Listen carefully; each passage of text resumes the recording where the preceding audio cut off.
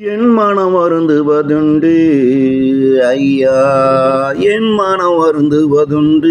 சில நேரங்களில் இதையெல்லாம் நான் இழந்து விட்டேன் என்று அந்த நேரங்களில் எல்லாம் ஆறுதலாய் நான் இப்படி சொல்லி கொள்வதுண்டு.